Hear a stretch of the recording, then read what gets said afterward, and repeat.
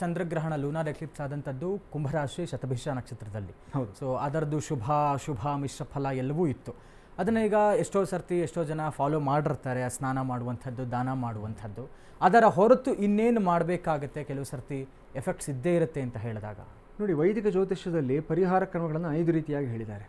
ಧ್ಯಾನ, ಧಾರಣ, ದಾನ, ದಂಡನ, ದರ್ಶನ ಅಂತ. ತುಂಬ ಸುಲಭವಾಗಿರುವಂಥದ್ದು, ಎಲ್ಲರ ಕೈಗೆಟಕತಕ್ಕಂಥದ್ದು ಒಂದು ಧ್ಯಾನ. ನಯಾ ಪೈಸೆ ಏನು ಖರ್ಚಿರೋದಿಲ್ಲ. ನೀವು ಕುಳಿದ ಕಡೆನೇ ಆ ಗ್ರಹಕ್ಕೆ, ಆ ದೇವತೆಗೆ ಸಂಬಂಧಪಟ್ಟಂಥ ಸ್ತೋತ್ರಗಳನ್ನು, ಮಂತ್ರಗಳನ್ನು ಪಠನ ಮಾಡುವಂಥದ್ದು, ಅದನ್ನು ಪುನರಾವರ್ತಿ ಮಾಡತಕ್ಕಂಥದ್ದು, ಪುರಶ್ಚರಣೆ ಅಂತ ಹೇಳ್ತೀವಿ. ಅಂದರೆ ಒಂದು ಜಪವನ್ನು ಮತ್ತೆ ಮತ್ತೆ ಹೇಳೋದಕ್ಕೆ ಪುರಶ್ಚರಣೆ ಅಂತ ಹೇಳ್ತೀವಿ. ಸೊ ಈ ಕ್ರಮದಲ್ಲಿ ಮಾಡೋದ್ರಿಂದನೇ ಬಹುತೇಕ ಸಮಸ್ಯೆಗಳು ನಿವಾರಣೆ ಆಗಿ ಹೋಗುತ್ತೆ ನಮಗೆ. ಯಾರು ಧ್ಯಾನ ಮಾಡ್ಕೊಳ್ಳೋಕೆ ಆಗಿರಲ್ಲ ಆ ಸಮಯದಲ್ಲಿ, ಇಲ್ಲಿ ಧ್ಯಾನ 2 ರೀತಿಯಾಗಿರುತ್ತೆ. ಒಂದು ನಾವು ಖುದ್ದಾಗಿ ಹೇಳ್ತಕ್ಕಂಥದ್ದು, ಎರಡನೇ ನನಗೆ ಉಚ್ಚಾರಣೆ ಮಾಡೋಕ್ಕಾಗಲ್ಲ ಅಥವಾ ಕಷ್ಟ ಆಗುತ್ತೆ ಅನ್ನೋದಾದರೆ ಶ್ರವಣದಿಂದಾನೂ ಸಹ ಫಲಿತಾಂಶ ಸಿಗುತ್ತೆ ನಮಗೆ.